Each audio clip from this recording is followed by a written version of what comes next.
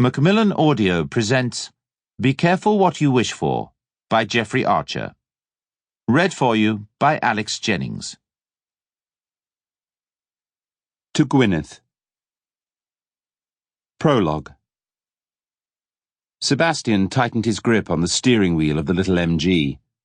The lorry behind him touched his rear bumper and jolted the car forward, sending its number plate flying high into the air.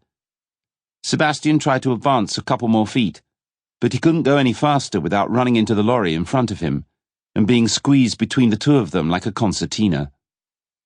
A few seconds later, they were nudged forward a second time as the lorry behind them drove into the back of the MG with considerably more force, pushing it to within a foot of the lorry in front. It was only when the rear lorry hit them a third time that Bruno's words, "Are you certain you're making the right decision?" flashed into Sebastian's mind. He glanced across at his friend Bruno, who was white with fear, clinging on to the dashboard with both hands. "They're trying to kill us!" he screamed. "For God's sake, Seb, do something!" Sebastian looked helplessly across at the southbound traffic to see a steady stream of vehicles heading in the opposite direction. When the lorry in front began to slow down, he knew that if they were to have any hope of surviving, he had to make a decision, and make it quickly. He glanced across to the other side of the road, desperately searching for a gap in the traffic.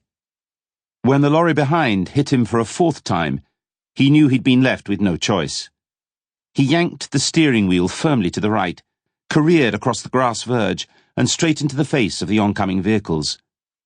Sebastian pressed his foot hard down on the accelerator and prayed they would reach the safety of the wide-open fields that stretched in front of him before a car could hit them.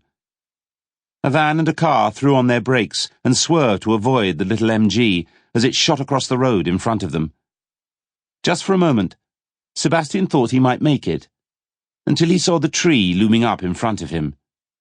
He took his foot off the accelerator and swung the steering wheel to the left, but it was too late.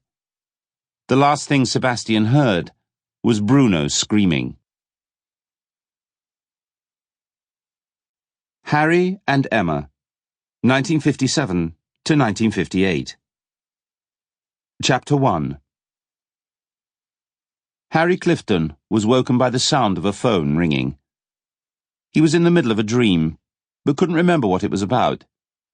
Perhaps the insistent metallic sound was just part of his dream. He reluctantly turned over and blinked at the little phosphorescent green hands on the bedside clock. 6:43 a.m. He smiled. Only one person would consider calling him at that time in the morning.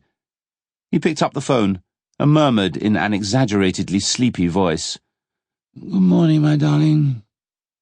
There was no immediate response, and for a moment Harry wondered if the hotel operator had put the call through to the wrong room. He was about to replace the receiver when he heard sobbing. "Is that you, Emma?" "Yes," came the reply.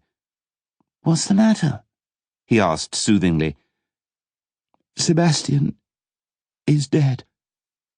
Harry didn't reply immediately, because he now wanted to believe he was still dreaming.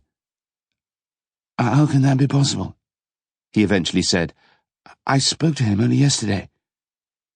"He was killed this morning," said Emma, clearly only able to manage a few words at a time. Harry sat bolt upright, suddenly wide awake. "In a car accident," continued Emma between sobs. Harry tried to remain calm as he waited for her to tell him exactly what had happened. "They were travelling up to Cambridge together." "They?" repeated Harry. "Sebastian and Bruno." "Is Bruno still alive?" "Yes, but he's in a hospital in Harlow, and they're not sure if he'll make it through the night." Harry threw back the blanket and placed his feet on the carpet. He was freezing and felt sick. "I'll take a taxi to the airport immediately and catch the first flight back to London." "I'm going straight to the hospital," said Emma. She didn't add anything else, and Harry wondered for a moment if the line had gone dead. Then he heard her whisper, "They need someone to identify his body."